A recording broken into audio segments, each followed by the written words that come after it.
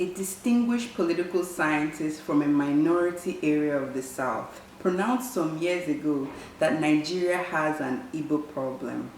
Every ethnic group is, of course, something of a problem for Nigeria's easy achievement of cohesive nationhood. But the learned professor no doubt saw the Igbo as a particular irritant, a special thorn in the flesh of the Nigerian body politic.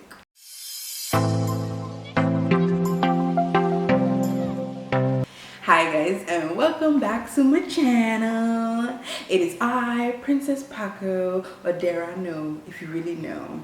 If you really know me, you can also call me DD.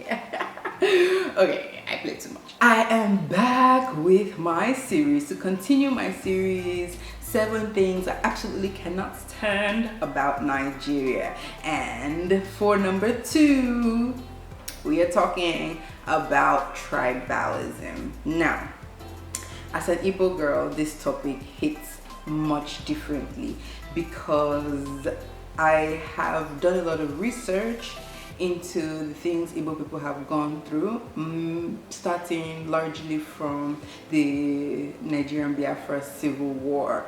And I know it's a tough topic for anyone to talk about at any particular time. In the book that I'm using to go through my 7 things I absolutely cannot stand about Nigeria, Chinua Achebe actually included a chapter in here called the Igbo problem, which I thought was crazy, considering that many people from other tribes always like to erase the possibility of Igbos being marginalized. Now, I know that in several discussions I've always said that there is no such thing as tribe amongst the elite and the political elites, because all of them are friends and cohorts in the wickedness that they distribute to the rest of the country. However, those below that do not know how their dynamic works. There's not enough money to share. There's not enough money amongst them to share that same sentiment that people across the Niger can be their brother, when they're whining and dining with the elites of this country. So there is largely a tribalistic sentiment. No matter who you are, be it a minority tribe, be you one of the 3 major tribes, I will not lie and say there is nobody that doesn't have a little bit of bias. Now, I use the word bias because in journalism they taught us that your life experiences, no matter what you do, you go around with bias. For example, women go around with a bias, whether they care to admit it or not, that they think men get things easier or better, or men have one up on them. So as Nigerians, we all have bias to different tribes based on a general stereotype that we hold about those tribes, or that we've heard about those tribes. Speaking for myself personally, because I was introduced to Nigerian dynamics, don't want to say quite late or quite early. So my introduction to Nigerian dynamics started when I was 10 years old, and up until the end of secondary school, I really didn't understand tribal differences and how that could relate to tribalism. I never really understood that until I got to university. And coincidentally for me, I went to university in the north. So while I understood the grievances, I understood the tensions amongst tribes, I didn't really hold it so deeply because it wasn't inbred in me from a young age. I came into it kind of in my teenage years, early 20s, so I learned about it, and I'm thankful that I learned about it from a learning point of view and not like within that mindset. So far, do I want to check my bias? I would check my bias in the sense that many a times I do believe that there is a prejudice held against Igbo people from other parts of the countries. I do believe that people hold that prejudice against me, against my people, without giving them benefit of the doubt that maybe they are not one of those that do hold those prejudices. So I can check myself on that. I do feel, I am mostly on the defensive to defend my people, to defend myself, until, I get to know a person better and I realized, okay, not everybody has something against me. Me personally, I don't have bias against tribes. Like I'm pretty open to everyone. I'm pretty welcoming to everyone. For example, personally, my best friend in the whole entire world, is Fatima. She is from Katsina. She's Hausa Fulani, and I love her to bits. There's no difference between me and Fati other than the fact that she goes to mosque on Friday. I am supposed to go to church on Sunday. And she's from the north. That's all. But our characteristics, our personalities, like that's how we bond.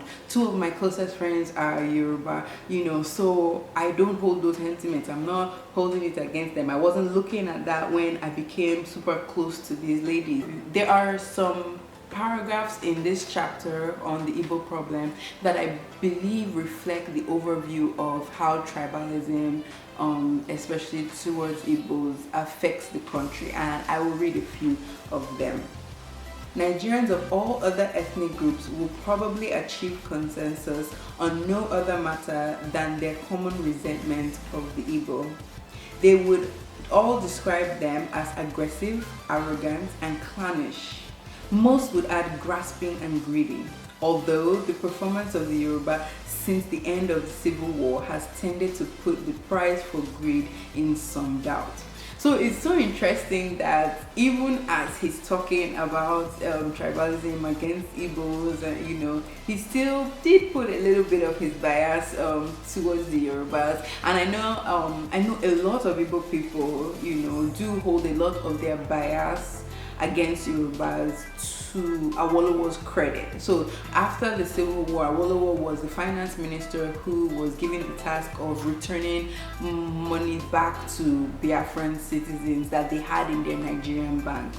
Unfortunately, he never did that. Instead, he gave them £20. So you could have had $1 million Nigerian naira in your account after the war, and you were given just £20. So that basically impoverished the entire Igbo nation. And somehow, here we are today with so many billionaires, which shows the doggedness and perseverance of Igbo people. But it also reinforces their belief that they've been marginalized, because nobody looked into that. This is 50 years after the war, and nobody's talking about all the money that they lost. Everybody just swept it under the carpet, but here we are today, and they want to do a Boko Haram rehabilitation ministry.